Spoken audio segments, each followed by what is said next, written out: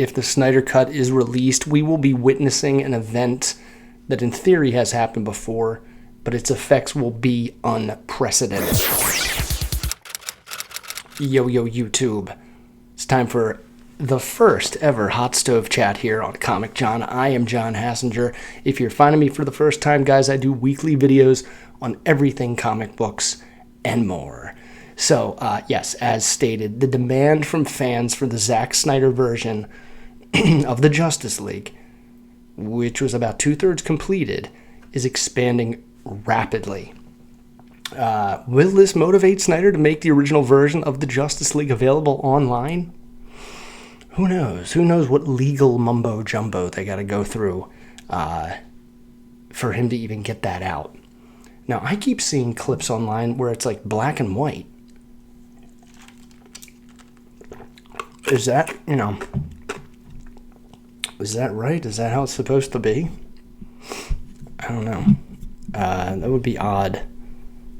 That would be really odd if it was supposed to be black and white. It'd be pretty cool, though. But, like Superman's red and blue and yellow and Wonder Woman and Flash. I don't know. Black and white would be kind of odd. But for those of you who don't know, I don't know. I can't remember when it came out. 2014, 15, 16, 17, 2017, 16. A few years ago. We all heard about it. Obviously, I don't know who saw it. A decent amount of people went and saw this movie, but it was overall received as, like a miss. I'm not really enjoying this stupid setup that I have here. I keep hitting my head. Anyway, so guys, look. Zack Snyder was working on the Justice League movie, which we all know, and if you don't, the Justice League movie was DC's knee-jerk, rushed response to the overwhelming success of the Avengers and all of those movies. And it was the response to the Marvel Studios, to Marvel Cinematic Universe.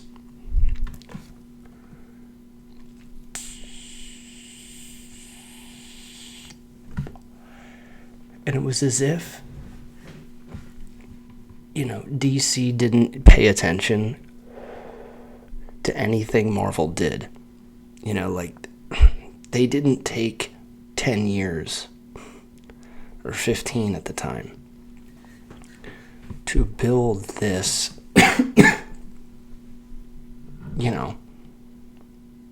this TV show. If you think about one season of network television, it's usually around 24 episodes. The MCU is 23 movies. So technically that's what they just did in 10 years, is 1 year of a television series where the movies were over 2 hours long, usually. One of them 3 hours. So DC doesn't bother. Now that I'm thinking about it, they really just fucked it up, because it was like once they started doing, it started with Superman, right? Man of Steel, awesome movie, so good, of course shit on by the weirdo Superman fans. I mean, I'm a Superman fan, obviously, it's hard not to love Superman, but he wasn't even close to being my favorite. And he was always my younger brother's favorite, and I was always Batman. He was always Superman. I guess in that era, that was like our Stones Beatles. But anyway, they do Superman, Man of Steel, and it's great. And to basically do a sequel to that, they come up with the idea to not only crowbar in Batman to this movie, and how can you put Batman in a movie and not have his name in the title, especially when he's the other main character? You do, and you call it Batman vs. Superman. So not only do you just all of a sudden you cast Ben Affleck and he's going to be Batman and Batman v Superman, but is it a sequel to Man of Steel? I mean, timeline-wise, yes. But it just feels like, and now Wonder Woman's in it. You know what I mean? It just feels like they're rushing already.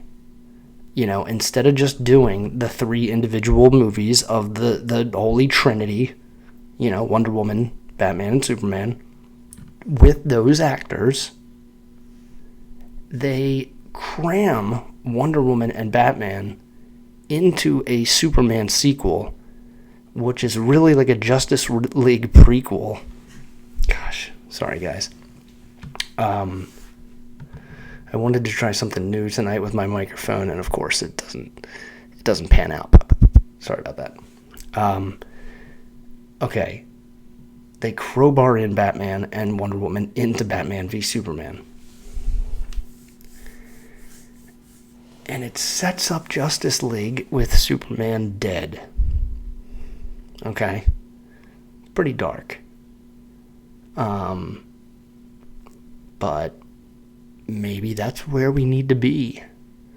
You know? I mean, not that Marvel was going dark, but they were going as down to earth as possible. You know, with the exception of characters from outer space. But Superman's an alien, we all know that. It's already been accepted. And even in Man of Steel, they introduced the idea of the Kryptonians. I mean, the main villain in the first movie, in basically their Iron Man, they're aliens. So there we go. We got the whole Green Lantern thing, everything that happens in outer space in DC, we're fine. With the introduction of Superman, with its number one person, with its granddaddy of them all, with the Mickey Mouse of superheroes.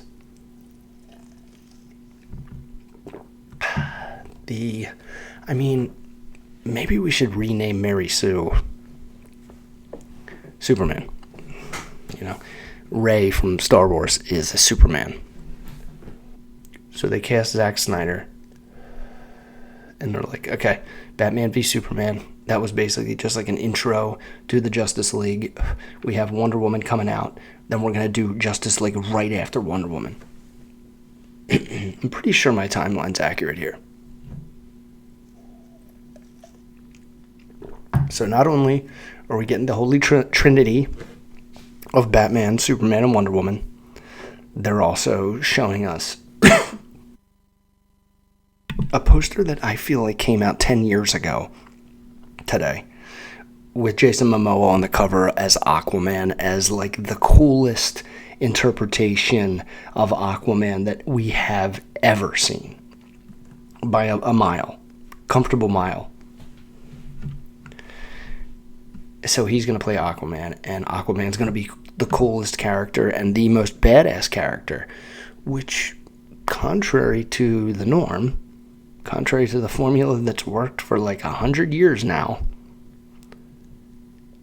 Aquaman is the badass when it's normally Batman. So this already is kind of weird. Batman's the rule bender, the rule breaker, won't kill, but is always steps ahead. Kind of a wild card, but a wild card that always saves you. So, but again, I don't have a problem with it, because I thought Ben Affleck's Batman, Jason Momoa's Aquaman, Gal Gadot is freaking just, I mean, it was like she was born to be Wonder Woman. The kid who played Cyborg was fine. They didn't give him enough time, so who knows. And Henry Cavill as Superman, in my opinion, he's better than Christopher Reeves. Sorry, that's just, I was a massive fan of the Christopher Reeve Superman. I think I've seen 1 and 2 and 4. I've seen 4 the most, which is kind of embarrassing, but I've seen them all like 100 times. They're one of those movies like Rocky and Terminator that I've watched over and over and over. So, don't get me started on Supes, but I think Cavill was awesome. And Ben Affleck, in my opinion, was the best Bruce Wayne.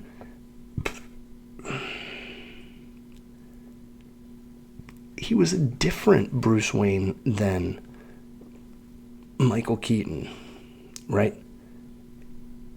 Ben Affleck Batman was like ready to hang it up. He was, I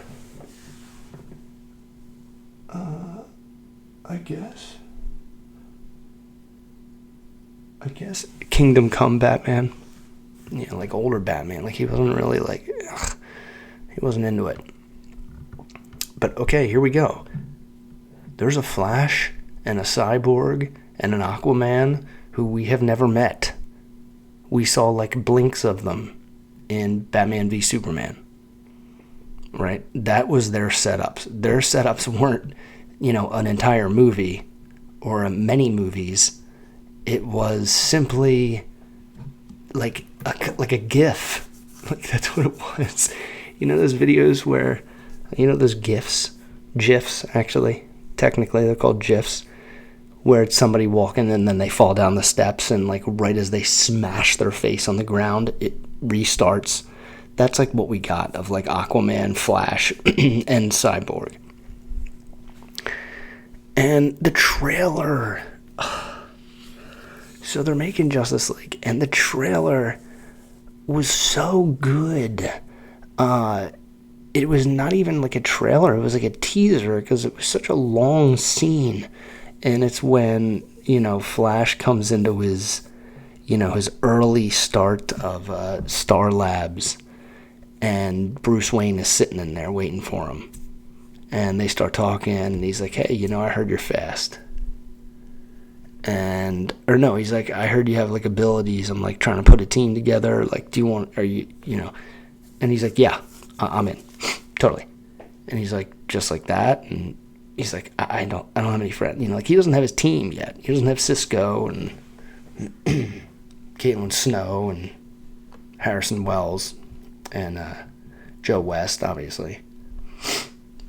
So it's weird. It's like he's getting the Justice League first instead of Star Labs, which is fine. I thought it was so cool. But in the beginning, he's trying to deny it. Like in the beginning of this teaser with Ben Affleck and I'm drawing a blank on Flash's name, Ezra Miller. And Ezra Miller's like playing it off. He's like, no, I'm not. I don't even know. Sorry, man. Like, should I call the cops? Like, what are you doing here? And in that split second, Bruce Wayne, Ben Affleck spins around and throws a batarang at him. And everything slows down. And Flash kind of like looks at the batarang, grabs it out of the air, and looks at Batman and says, can I keep this? And Batman says, so you're fast. And Flash says, well, that would be an understatement. And then they get in their car. They get in Batman's car. It's not the Batmobile, because he's Bruce Wayne. He's not Batman, so it's not the Batmobile. They get into like his car. I'm sure it was like an Audi or something that Audi paid for the the car to be in the movie. Or at least in the trailer, who knows? Because I feel like I barely even remember these scenes in the movie. That was another thing, but we'll get to it. So Flash and actually Barry Allen and Bruce Wayne are in they're in Bruce's car, and Barry says, what's your superpower again? And Bruce looks at him and just says, I'm rich. Like almost cutting him off. Like Batman has been asked that like a million times. So he's just like, yeah, I'm rich, okay? But like I use my money and I'm easily the greatest crime fighter in the history of anyone. Everyone knows this. It's not even really an argument. Is that an argument now? Because I feel like everything is an argument. There's a few non-arguments. Who's the greatest wide receiver of all time? Who's the greatest Spider-Man of all time? Well, I guess we could just go down the whole line for the Avengers, but there are some things you just don't argue. Before JL comes out, Wonder Woman comes out. And Wonder Woman knocks it out of the park. Wonder Woman is the most successful opening day comic book movie by a female star in history. breaks every record that it could possibly break. Gal Gadot is now a phenomenon, household name. And we're like months away from Justice League. It's right around the corner. Maybe like 2 months at the most. And, everyone's kind of like, they had that teaser with Bruce Wayne and Barry Allen, where Flash catches the Batarang. But, are they going to come out with a trailer anytime soon? Like, the movie's out in, like I remember it being, like, a little over a month. And then a trailer comes out, and it looks weird. Let me just tell you guys. It looked like 2 different people had made this movie. It looked like 2 different movies with the same actors and same characters. And then the news comes out that Zack Snyder is fired. Now, here's something I most likely should have done during my prep work. But it doesn't really matter if he was fired, if he quit, if he was pushed out, whatever. He had basically the movie done. Save for like probably special effects, some rendering of green screen images. Who knows? The movie was pretty much tied up. And they showed it to somebody at Warner Brothers, and I guarantee you they didn't they didn't show it to like a comic book fan who happened to also work at Warner Brothers. They didn't do that.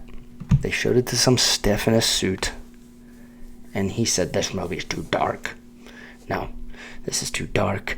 We need this to be happier. We need this to be, or maybe it's the opposite. Maybe they were like, it's too bright."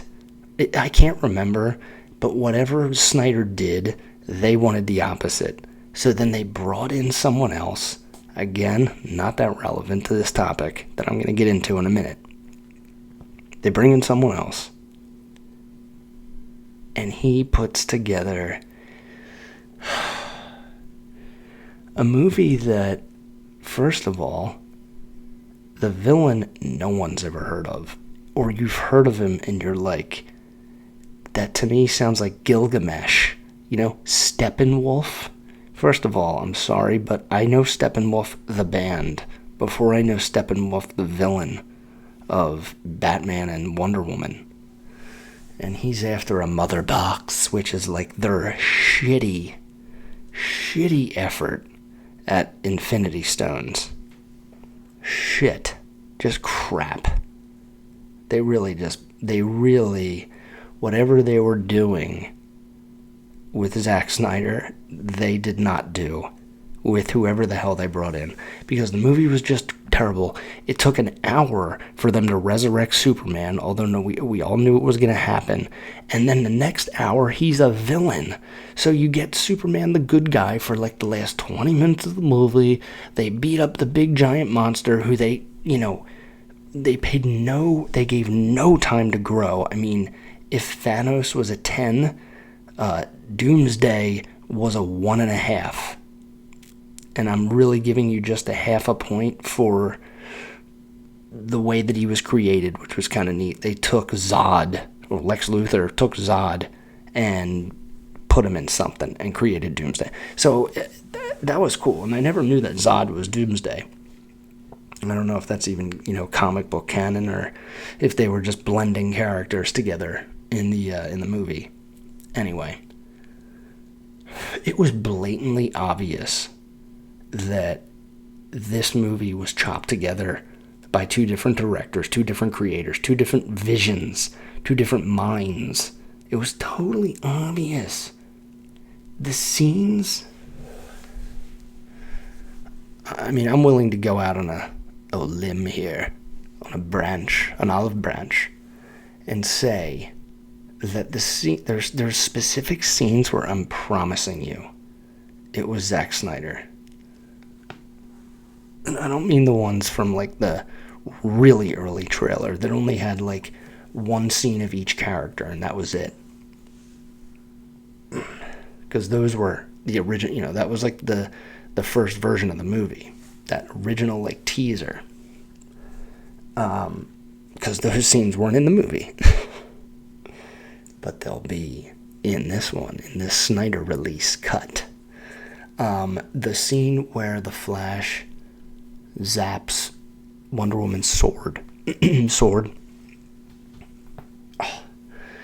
Because, nobody can touch that sword, so he shoots lightning out of his fingertip, and it pushes it into her hand. That was Snyder.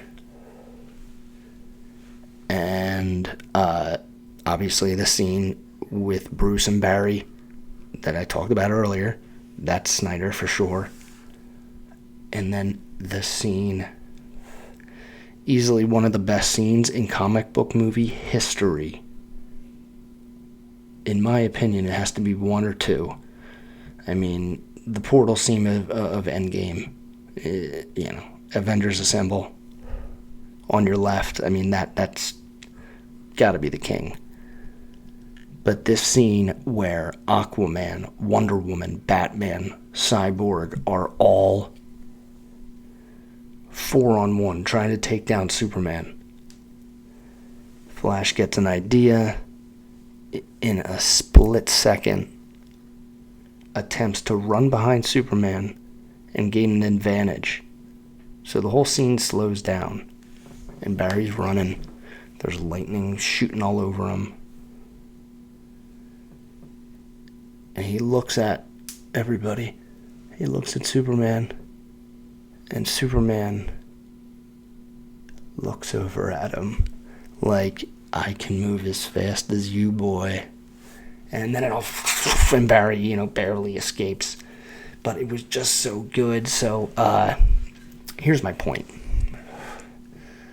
Anyway, the movie, it ended, and I don't even remember the ending. They won. Was it Doomsday? Or was that Batman v Superman? Who did they even fight in Justice League? Just Steppenwolf? I don't even know. Okay. I'm getting so off track. I mean, if you've seen the movie, you've seen the movie. If you haven't, you haven't. My point is this.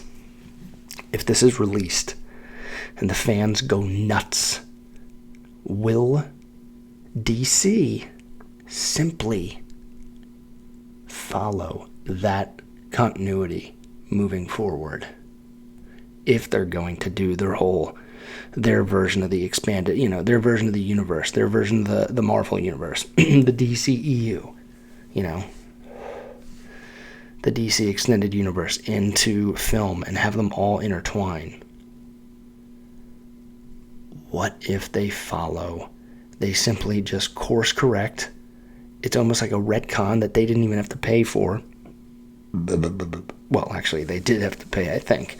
I don't know how that all worked, but basically, it's like a redo. And the fans, if they love it enough, they'll just be like, fine, yeah, that's the Justice League. That one. So now, if every movie following that does the same thing,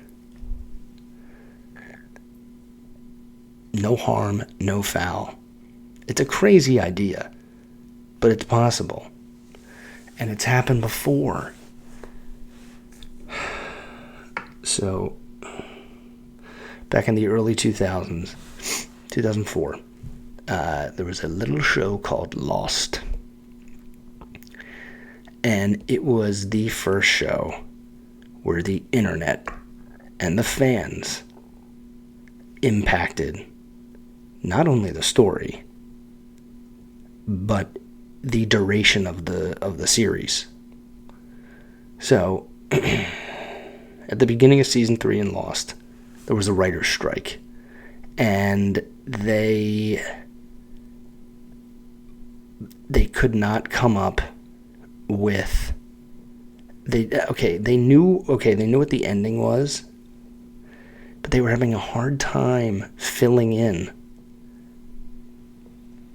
the random episodes that, everybody's getting paid for.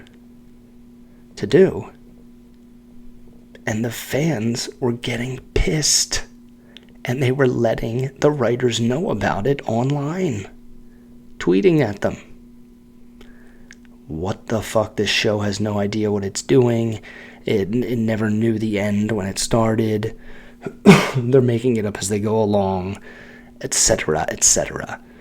And the writers responded to that because actually one of their biggest fans, and someone that the writers are a huge fan of themselves, Stephen King, called them up and was like, listen, write this like a book and then tell ABC how many seasons it'll take to finish it and get them to sign a con. And they were like, wait, we don't do TV that way. And Stephen King said, look, you have a loyal fan base that you are in danger of losing. The fans now have been like, all the fat has been trimmed. It's like everyone's still watching the show at this point. They're hardcore, but don't disappoint them. Don't drag them along. Write this like a book. Fill in. You have the ending, so fill it in from here to there. How many seasons is it going to take? And Lindelof and Carlton Cuse brought that to ABC, and they said yes. And they said, we got like 3 more seasons, 14 episodes each, give or take a few. And here's the ending. So there you go. The fans dictated the story and the duration of the series. Another great example, it's television. It is definitely television. But it's completely different than what happened with Lost. Because this was, it's different, but it's not. It was just in real time here, instead of, fan reaction on Twitter. Dwayne Johnson, otherwise known as The Rock, when he came into wrestling, he was a good guy. He was a face, a baby face, which means he is like Superman. He is as good as a good guy can be. Whoa. Sorry about that, hot mic. Okay. The crowd could not stand him. He came out there. Think of The Rock. Like, he just had this big smile, no tattoos. I think he just had the bull tattoo. He didn't have all that shit, and he was not nearly as shredded as he is now. And the fans, it was in 1994 or 5. So the fan base was like 15 years old. They didn't give a shit about a good guy whose like grandfather was in the business. And Vince kept trying to put him over as a good guy. And the crowd would boo. Rocky sucks. Rocky sucks. When he was a good guy, the crowd dictated the heel turn of The Rock. The people's eyebrow, skyrocketing him into literally the biggest movie star in the world right now. The fans dictated what they wanted, or dictated the story and dictated the duration of a character. No, we don't like this smiling version of him. Make him different. And they did. And McMahon is a billionaire. Or was at one point. Now, I could probably mention a whole bunch more. A whole lot of other scenarios. And I will, but I want to mention the most recent one. Well, 2 of the most recent ones. Examples. And then cap it all up. Wrap it all up, cap it all off. Complete this thought.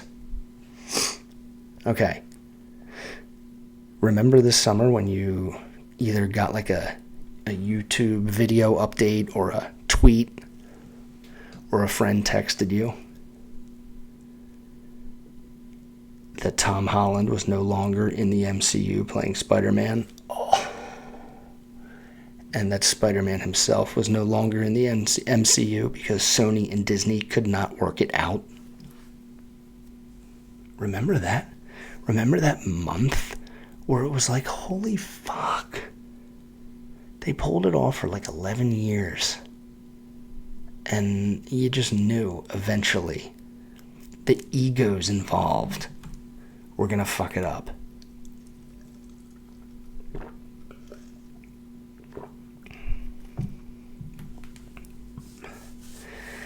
And then the outrage. I mean, for like 2 weeks, and then it kept going back and forth, remember? It was like they worked it out. No, they didn't. They worked it out. No, they didn't. They worked it out. No, yeah, we really worked it out. Yo, don't believe anyone who's saying they worked it out. They didn't work it out. It's really over. And it's never going to, they're never going to repair things. I think Disney asked for like half or like 51% of Sony, making them an owner, making them basically own Sony. How dare they? Those greedy fucks. Hashtag boycott Sony was trending for like days. Tom Holland called Bob Iger and said, I don't know what you have, and I don't know how you're involved, if you are involved, but you seem like someone who could fix this, and like, please, you gotta fix this.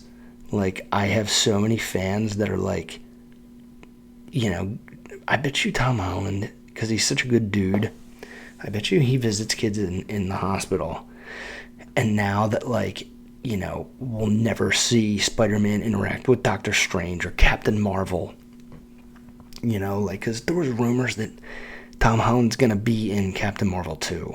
I mean, oh my god, that would be fucking great. And they even teased that in Endgame, remember? Hi, Peter Parker. You got something for me? Hi, I'm Peter Parker. Hi, Peter Parker. Got something for me? Yeah, but I don't know how you're gonna get it through all that. She's got help. Sorry, guys. I hope I just typed that right. Boom. Yeah. Sorry about that, guys. Lights went out. And I lost my place. Where's my damn mouse? How loud and obnoxious is that? Oh, totally over there now. Get over here, dick. Alright. So, the fans, the actors themselves, and even like Jeremy Renner and so many people were just like, what? No. Jeff Goldblum, I remember, he was like, that's not happening. No way. Like, he's like, they'll work it out, right? Well, I mean, not that Tom Holland calling Iger saved the day, but he definitely contributed to them figuring it out. I do not remember the details of the agreement. I think it was like Disney got like a third, but like they also got a lot more in merchandise. Maybe all. But imagine 10 to 15 years ago. That wouldn't happen. No way. We didn't have the internet, and fans don't have the access and connection to the actors, the characters. And think about like how great Halloween costumes are now. I mean, you can look almost exactly like them. So there is a massive emotional connection here. And Tom Holland knows it. And he's like, I see these kids and they're dying, or they're on, they have chemo, they're in chemotherapy, and are getting a bone marrow transplant, and he talks to them and he's like, are you not gonna, be in another Avengers movie? I guarantee you he hears that all the time, or heard that a lot, and was like, festival, I am Tom Holland. I can't do a British accent very well. He's just the best. He's just such a good dude, and he is the guy right behind me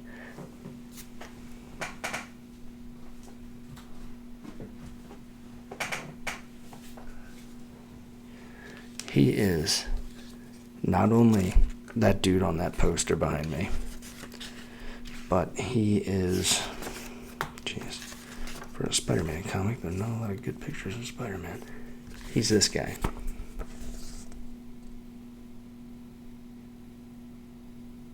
I mean, look at that. Look at that. Just look at it. And even as Peter Parker, he's perfect. Ned, that whole thing, that whole universe, they need to keep that going. I don't care. And you know what? Tom Holland will probably look, I think he has Paul Rudd syndrome, where like he'll just look the same forever. And he can play Spider-Man when he's like 50.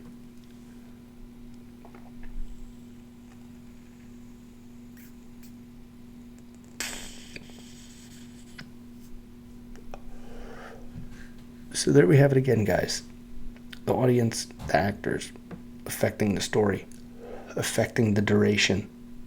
Now, one last example. I'm going to skip one because it's not that great of an example. But this is.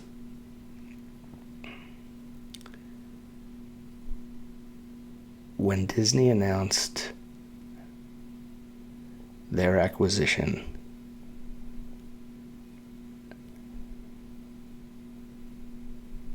of the creative property and intellectual property belonging to the single most important contribution to film, I pooped my pants. Because George Lucas was happy enough with his original trilogy and not doing anything after his prequel trilogy. He's like, with Revenge of the Sith, I barely got out alive. I'm done. I always thought I was going to do 7, 8, and 9, but after what I had to live through with that trilogy, I mean, the backlash from, like, the super nerds. I mean, the first one, I don't know what they were thinking with the dialogue. That's it. Spice up the fucking dialogue in that movie is, like, I don't know, way up there. Way up there. But also, just skip to when he's, like, a teenager, or, like, when he's 20. Like, Darth Vader could have become Darth Vader at an older age. I don't know why they had to, like, you know, like, find him as a 5-year-old. The midichlorian count, either way, they would have been like, okay, yeah, let's train this guy.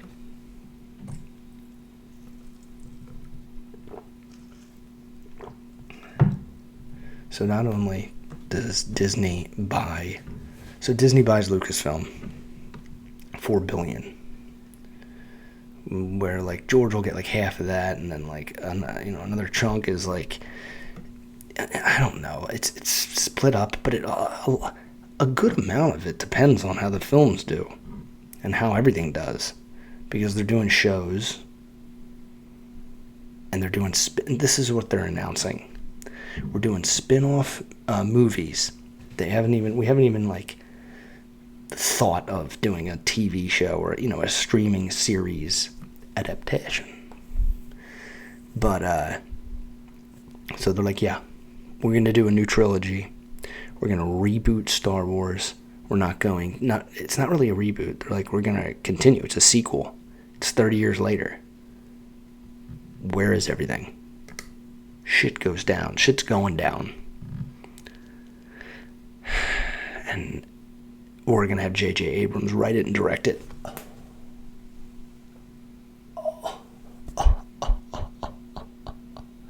Are you kidding me? What? J.J. Abrams? I mean, don't get me wrong, I was not a smart kid. I had no interest in intelligent things.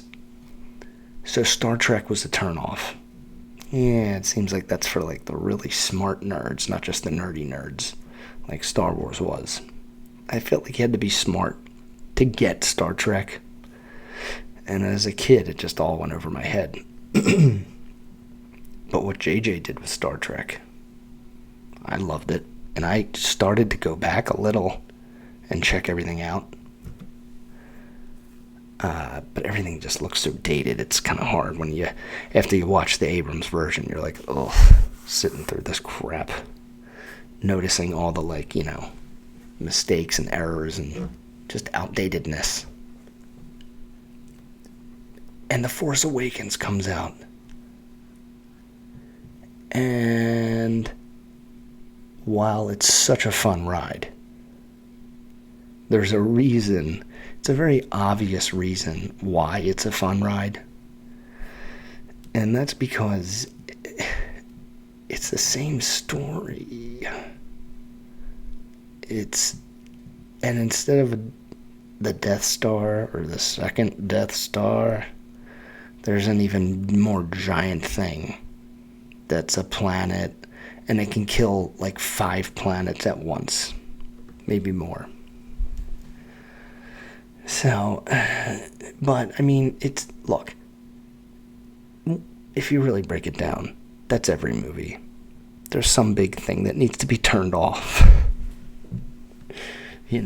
or broken or destroyed or thrown into the lava or into a mine shaft, trash compactor. But it's beautiful fan service, which I'm a fan of. I don't get why people hate. Do people hate... See, I'm going to tell you why I like fan service. Because I'm so good at lying to myself and convincing myself that I predicted what happened, even though in reality it's just fan service. I don't care if it's like, oh, that's what I wanted them to do. Well, then that's what I wanted them to do. Okay, let's think here. Are there things in a movie where you were like, oh man, even though I'm mad about that, it's kind of what they had to do. So it's like, they do something in fan service, and it kind of like contradicts the path that character was on the whole time. Okay. Force Awakens is huge. It's like one of the top 3 or 4 all time. Right? It's one of the top 3 or 4 of all time, I think, worldwide. Over 1 billion. And everyone's like, here we go. I can't wait to see what the next one's like. I heard it's going to be like Empire Strikes Back. It's going to be very dark. 2 years later. But in between that, we have this little movie called Rogue One. And it was interesting because they came out with The Force Awakens, which is set 30 years in the future after Return of the Jedi. And then they come out with this movie called Rogue One that's apparently set sometime before the original Star Wars movie, the first ever Star Wars movie, A New Hope, Episode 4. And you're like, Rogue One, oh right, I remember in, I think Empire, Rogue 2. Oh yeah, Echo Base, this is Rogue 2. I found them. Repeat, I found them. So Rogue One were the guys that steal the plans to the Death Star and get them to Princess Leia. Because in the plans of the Death Star is a little loophole in how to shut this whole thing down. Yes, we find out about the engineer who created it's basically like closing a loophole, because everyone's like, why would you build something so massive and destructive that you could take out with one shot? Well, because this guy building it was not a bad person. He was just being forced to do it. And his daughter and this group of rebels fucking get those plans and keep them from the Empire, so the Empire doesn't know where the loophole is. And as you remember, in the beginning of the original movie, Star Wars A New Hope, Episode 4, Darth Vader is chopping down all these dudes with white helmets, right? Stormtroopers kind of shooting back and forth. Next thing you know, Vader shows up. Dead bodies everywhere. He's looking for these fucking plans. He's looking for something. And I believe like a little bit after that, or right before that, this girl in this white robe bends down and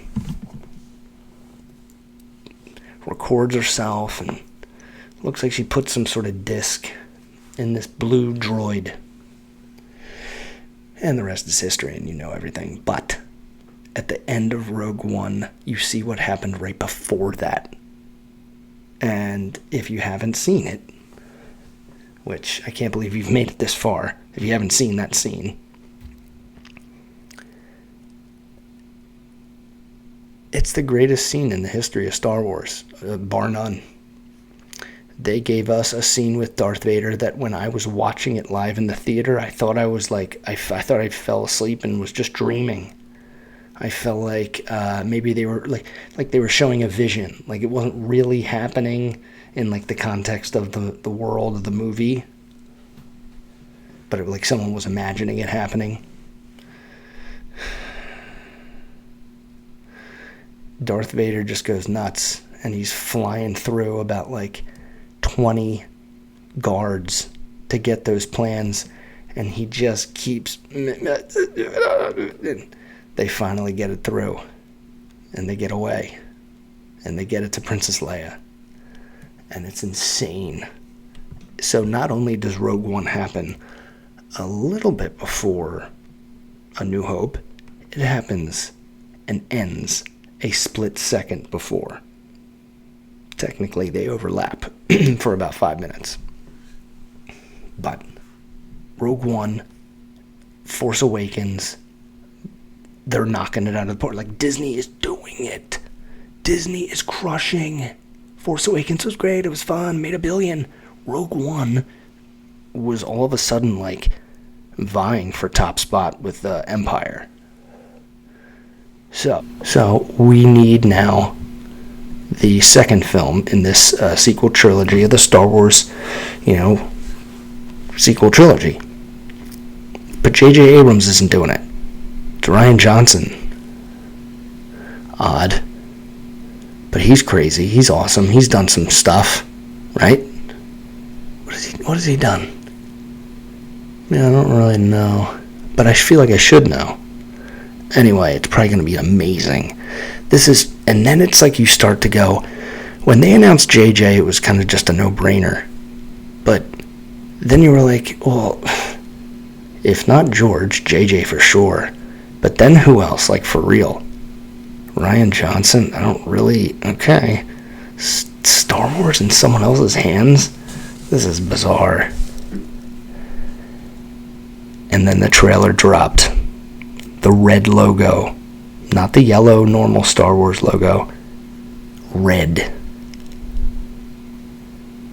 And at the end of the trailer, the subtitle, which is like such a big thing now, The Last Jedi. Oh, what the fuck? And at the end of the trailer, that classic line from Luke, it's time for the Jedi to end. Bum, bum, bum, bum. And without a doubt, the most divisive Star Wars in the history of the entire thing. Every single thing that they have put out, and it's so insane because the week it came out, Monday and Tuesday, the critics were like doing backflips. They were like, I was like, wait a minute. Star Wars, like, never bats 1,000 with critics. There's always the snobs out there, like the Scorseses and the Coppolas. who talk shit on awesome movies because they have special effects, I guess, who knows. Critics were like, this is amazing, like Rian Johnson easily made the best Star Wars of all time. Holy fuck. And then I remember when I got out of the theater after seeing it in the day, my one friend was kind of like neutral. I was like, it was logical. There was nowhere for Luke to go. What did you expect him to do? Face down the whole Empire with the laser sword?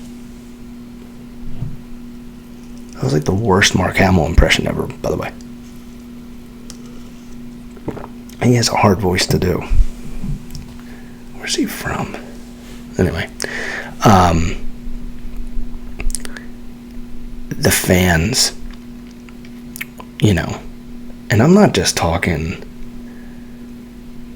and my one friend was like, yes and no. I was like, yes. My other friend was like, no. He's like, I wanted Luke to come out and do backflips and be like Neo, right? And I feel like as he was saying it, he was like, yeah, it doesn't make sense. But it's like, fuck you. Yes, it does make sense. It's Luke Skywalker, you asshole. Remember we were just talking about Superman, Mary Sue? Luke Skywalker. He defies all logic of losing. He doesn't lose. He's amazing. And we've never really seen him kick ass. And we thought that's what we were going to get with the special effects we have today. And we sort of did. Holy shit.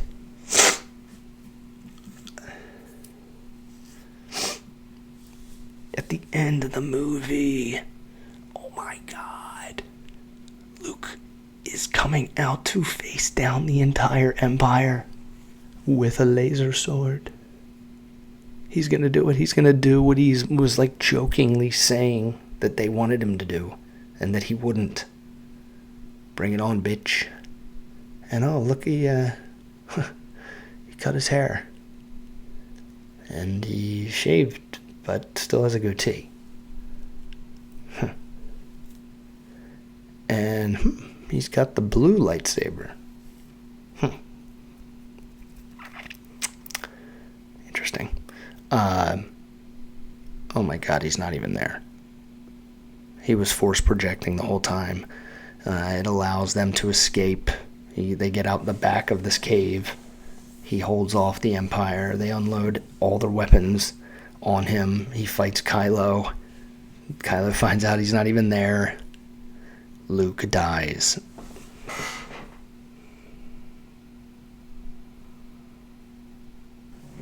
The outrage. This thing suddenly, in the middle of this movie, I remember thinking, because they wasted like an entire plot, an entire, like, I don't even know, combined like 45 minutes, it feels like, with Finn, and the unnecessarily crowbarred in other character Rose. I mean, I'm like indifferent. I kind of liked her in the beginning when she was like all starstruck, but then was like by the rules and like arrests him. I liked her then. I wish she should have like stayed like a stickler. All of a sudden. But that storyline made no sense. It like had no impact on anything other than like freeing animals. And they could have just done that for nothing. So, and then following the disappointment, what would you call it? The separation, the fandom. I'm not gonna even say their name because they are like the dorks that I am not. I am not. I would never beat them in any sort of trivia. But they are worse fans than I am. And I think right around that time, after The Last Jedi, where we still don't know Rey's heritage, or we think we do and we're really disappointed because they just said that there's nothing. Her parents were drug addicts. She's like, she's basically a crack baby, which really would suck if that's how it all wraps up, because after The Last Jedi, I believe, after The Last Jedi, a month or two later, maybe even a little more, in the middle of shooting Solo, a individual spin-off movie, much like Rogue One, discovering the origin of Han Solo. Holy fuck. That's amazing. Sadly, they didn't go for the de-aging of Harrison Ford route. Marvel route. But they cast a no name. I don't even remember his name now, but I liked him, and I liked the movie. I thought it was awesome. I thought it probably was like a half hour too long. Like, I don't know, the whole train scene, I don't even need that. Like, shrink that down, make that shorter and faster and less. Even the ending with Darth Maul, I thought it was great. But it tanked at the box office, and everyone at Disney starts going crazy scared, and they're like, holy fuck. Fans were like, what the hell is this shit? Not only did you ruin Luke Skywalker, but you just mailed us this hot lunch version of the most badass in the galaxy, the smuggler Han Solo. Again, not me. I thought it was cool. I thought it was great. I thought the guy who played him was great. The guy Donald Glover, who played Lando, was great. Emilia Clarke, Mother of Dragons, was great. I loved her when she turned heel. And Darth Maul showing up at the... I mean, it's a shame. But here we are. It is time for episode 9. The final episode of this whole thing. The Skywalker saga comes to an end. Will this thing be fanservice.com like Endgame? Or are they going to bring in some other new director? Because first we had JJ, then we had Rian Johnson. Now who? Not George Lucas. But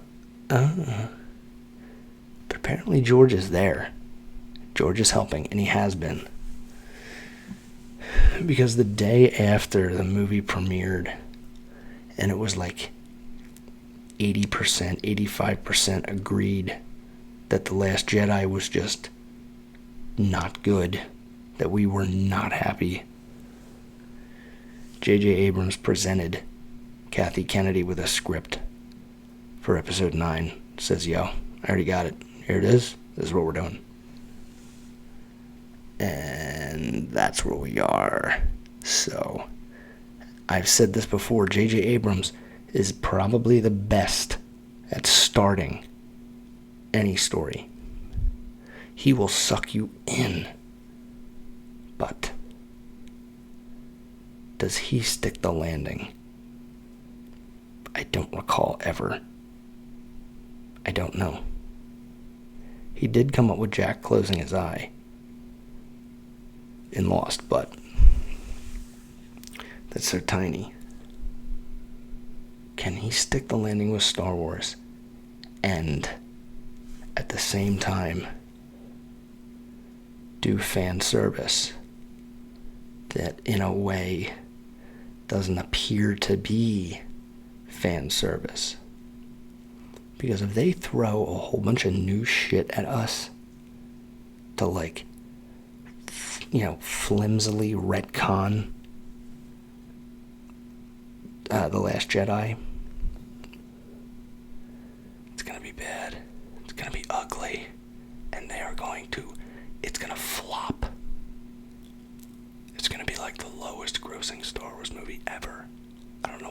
whispering. Sorry. But I feel like that's the only route they can go is fan service. Just like Endgame, they were like, yo, look, at this stage, we're fans making the final movie. So we're going to do everything we want to do, which is usually everything the fans want too, because we're like the same. It's not corporate people. It's J.J. Abrams, who is just like you and I, most likely, just doing what we want. And usually that's the same thing. So, I think they gotta release the Snyder Cut. Have a great day, guys. I love you. Bye. Oh, hey. Make sure to like and subscribe and leave a comment and hit the notification bell. And if you're finding me for the first time, I do trailer reaction videos, hot take movie reviews, news briefs on anything Marvel, DC, Star Wars. You'll love it. Thanks.